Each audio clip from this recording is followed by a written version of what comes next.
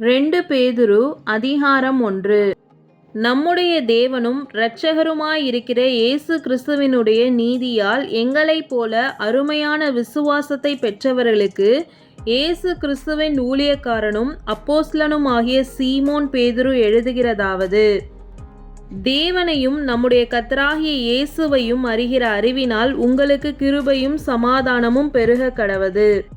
தம்முடைய மகிமையினாலும் காருண்யத்தினாலும் நம்மை அழைத்தவரை அறிகிற அறிவினாலே ஜீவனுக்கும் தேவ பக்திக்கும் வேண்டிய யாவற்றையும் அவருடைய திவ்ய வல்லமையானது நமக்கு தந்துள்ளதுமன்றி, இச்சையினால் உலகத்தில் உண்டான கேட்டுக்கு தப்பி திவ்ய சுபாவத்துக்கு பங்குள்ளவர்களாகும் பொருட்டு மகா மேன்மையும் அருமையுமான வாக்குத்தத்தங்களும் அவைகளினாலே நமக்கு அளிக்கப்பட்டிருக்கிறது. இப்படி இருக்க நீங்கள் அதிக ஜாக்கிரதையுள்ளவர்களாய் உங்கள் விசுவாசத்தோடே தைரியத்தையும், தைரியத்தோடே ஞானத்தையும், ஞானத்தோடே இச்சை அடக்கத்தையும், இச்சை அடக்கத்தோடே பொறுமையும், பொறுமையோடே தேவ பக்தியையும், தேவ பக்தியோடே சகோதர சிநேகத்தையும், சகோதர சிநேகத்தோடே அன்பையும் கூட்டி வழங்குங்கள். இவைகள் உங்களுக்கு உண்டாயிருந்து பெருகினால் உங்களை நம்முடைய கர்த்தராகிய இயேசு கிறிஸ்துவை அறிகிற அறிவிலே வீணரும் கனியற்றவர்களுமாய் இருக்க ஒட்டாது.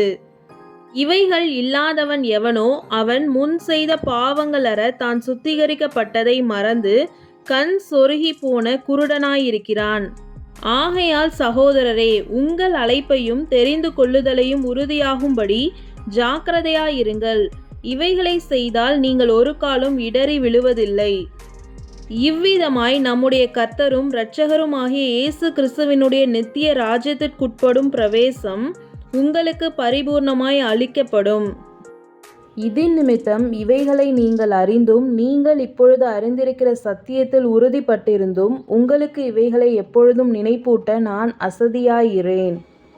நம்முடைய கர்த்தராகிய இயேசு கிறிஸ்து எனக்கு அறிவித்தபடி நான் என் கூடாரத்தை விட்டு போவது சீக்கிரத்தில் நேரிடும் என்று அறிந்து, இந்த கூடாரத்தில் நான் இருக்கும் அளவும் உங்களை நினைப்பூட்டி எழுப்பி விடுவது நியாயம் என்று எண்ணுகிறேன்.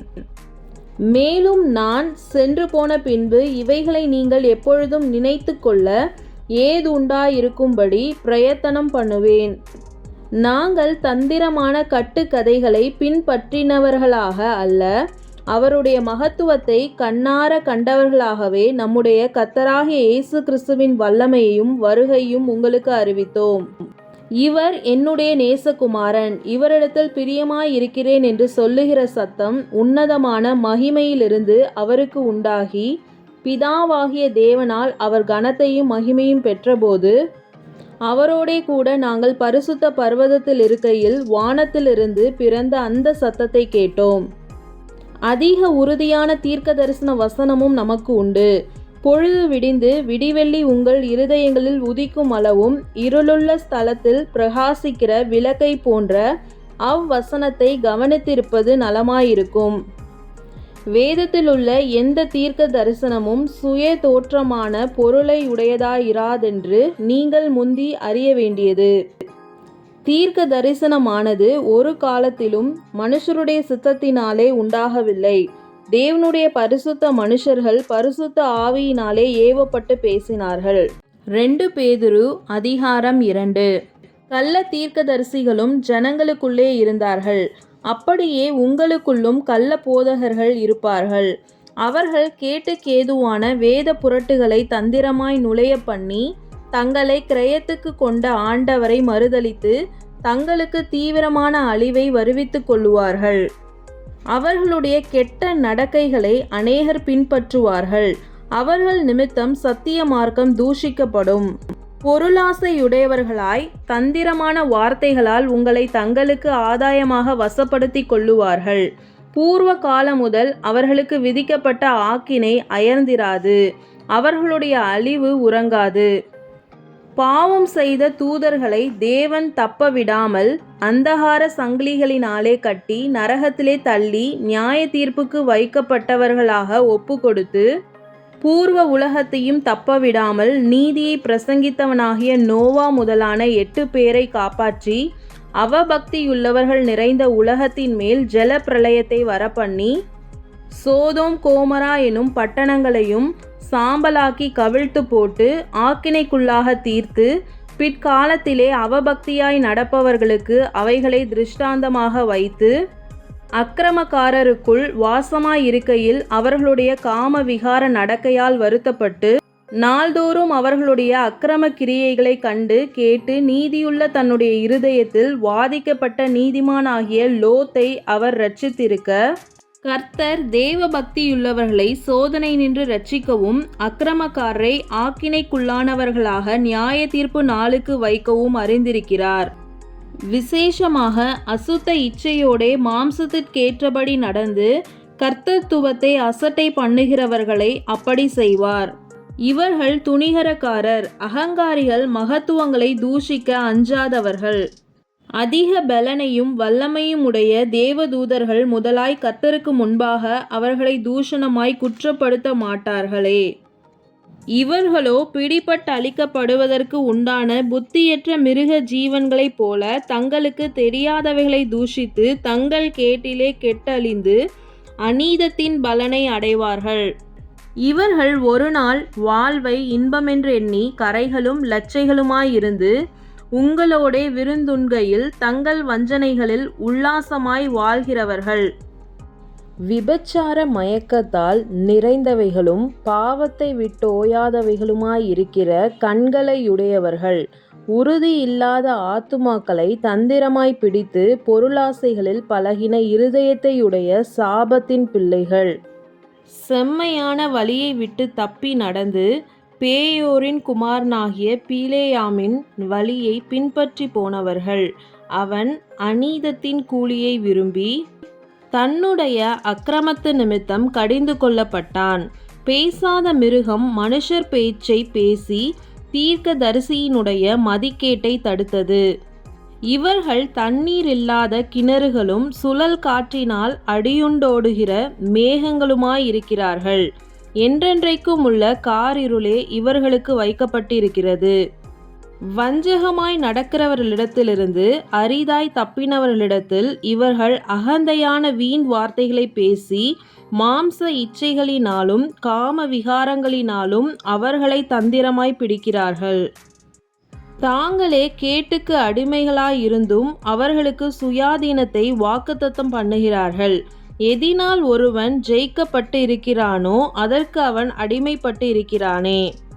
கர்த்தரும் இரட்சகருமாயிருக்கிற இயேசு கிறிஸ்துவை அறிகிற அறிவினாலே உலகத்தின் அசுத்தங்களுக்கு தப்பினவர்கள் மறுபடியும் அவைகளில் சிக்கிக்கொண்டு ஜெயிக்கப்பட்டால் அவர்களுடைய பின்னிலைமை முன்னிலைமையிலும் கேடுள்ளதாயிருக்கும். அவர்கள் நீதியின் மார்க்கத்தை அறிந்த பின்பு தங்களுக்கு ஒப்புவிக்கப்பட்ட பரிசுத்த கற்பனையை விட்டு விலகுவதை பார்க்கிலும் அதை அறியாதிருந்தார்களானால் அவர்களுக்கு நலமாயிருக்கும். நாய் தன் கக்கினதை தின்னவும் கழுவப்பட்ட பன்றி சேற்றிலே புரளவும் திரும்பினது என்று சொல்லப்பட்ட மெய்யான பழமொழியின்படியே அவர்களுக்கு சம்பவித்தது. 2 பேதுரு அதிகாரம் 3. பிரியமானவர்களே, இந்த 2ஆம் நிருபத்தை இப்பொழுது உங்களுக்கு எழுதுகிறேன். பரிசுத்த தீர்க்கதரிசிகளால் முன் சொல்லப்பட்ட வார்த்தைகளையும் இரட்சகராயிருக்கிற கர்த்தருடைய அப்போஸ்தலராகிய எங்களுடைய கட்டளைகளையும் நீங்கள் நினைவு கூறும்படி இந்த நிருபங்களினால் உங்கள் உண்மையான மனதை நினைப்பூட்டி எழுப்புகிறேன். முதலாவது நீங்கள் அறிய வேண்டியது என்னவெனில், கடைசி நாட்களில் பரியாசக்காரர் வந்து தங்கள் சுய இச்சைகளின்படியே நடந்து அவர் வருவார் என்று சொல்லுகிற வாக்குத்தத்தம் எங்கே? பிதாக்கள் நித்திரை அடைந்த பின்பு சகலமும் சிருஷ்டிப்பின் தோற்றம் முதல் இருந்த விதமாயிருக்கிறதே என்று சொல்லுவார்கள். பூர்வ காலத்தில் தேவனுடைய வார்த்தையினாலே வானங்களும் ஜலத்தினின்று தோன்றி ஜலத்தினாலே நிலை கொண்டிருக்கிற பூமியும் உண்டாயினர் என்பதையும், அப்பொழுது இருந்த உலகம் ஜல பிரளயத்தினாலே அழிந்ததென்பதையும் மனதார அறியாமல் இருக்கிறார்கள். இப்பொழுது இருக்கிற வானங்களும் பூமியும் அந்த வார்த்தையினாலேயே அக்கினிக்கு இரையாக வைக்கப்பட்டு தேவ பக்தி இல்லாதவர்கள் நியாயம் தீர்க்கப்பட்டு அழிந்து போகும் நாள் வரைக்கும் காக்கப்பட்டிருக்கிறது. பிரியமானவர்களே, கர்த்தருக்கு ஒரு நாள் 1000 வருஷம் போலவும் 1000 வருஷம் ஒரு நாள் போலவும் இருக்கிறதென்கிற இந்த ஒரு காரியத்தை நீங்கள் அறியாதிருக்க வேண்டாம். தாமதிக்கிறார் என்று சிலர் எண்ணுகிறபடி கர்த்தர் தமது வாக்குத்தத்தத்தை குறித்து தாமதமாயிராமல், ஒருவரும் கெட்டுப் போகாமல் எல்லாரும் மனம் திரும்ப வேண்டும் என்று விரும்பி நம்மேல் நீடிய பொறுமையுள்ளவராயிருக்கிறார். கர்த்தருடைய நாள் இரவிலே திருடன் வருகிற விதமாய் வரும். அப்பொழுது வானங்கள் மடமட என்று அகன்று போம், பூதங்கள் வெந்து உருகி போம், பூமியும் அதிலுள்ள கிரியைகளும் எரிந்து அழிந்து போம். இப்படி இவைகளெல்லாம் அழிந்து போகிறதாய் இருக்கிறபடியால் நீங்கள் எப்படிப்பட்ட பரிசுத்த நடக்கையும் தேவ பக்தியும் உள்ளவர்களாயிருக்க வேண்டும். தேவனுடைய நாள் சீக்கிரமாய் வரும்படிக்கு மிகுந்த ஆவலோடே காத்திருங்கள். அந்த நாளில் அவருடைய வாக்குத்தத்தத்தின்படியே நீதி வாசமாயிருக்கும், புதிய வானங்களும் புதிய பூமியும் உண்டாகும் என்று ஆகையால் பிரியமானவர்களே, இவைகள் வர காத்திருக்கிற நீங்கள் கரையற்றவர்களாகவும் பிழை இல்லாதவர்களுமாய் சமாதானத்தோடே அவர் சந்நிதியில் காணப்படும்படி ஜாக்கிரதையாயிருங்கள். மேலும் நம்முடைய கர்த்தரின் நீடிய பொறுமையை இரட்சிப்பென்று எண்ணுங்கள். நமக்கு பிரியமான சகோதரனாகிய பவுலும் தனக்கு அருளப்பட்ட ஞானத்தினாலே இப்படியே உங்களுக்கு எழுதியிருக்கிறேன்.